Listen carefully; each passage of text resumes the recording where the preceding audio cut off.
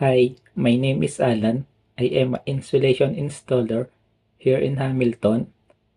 I have just arrived in New Zealand, and before this I was living in Poland. Now I have a chance to help my family because I have a job in New Zealand. One day, I hope my family will be able to come to New Zealand too. Recruit New Zealand gave me a chance to come to New Zealand. They interviewed me and recommended me to their client, who is my employer now. They have helped with everything to come to New Zealand, like flights, airports, pickups, food, bank accounts, IRD, and finding my house to stay in. They have been very helpful in this, and I'm very happy now I am here in New Zealand.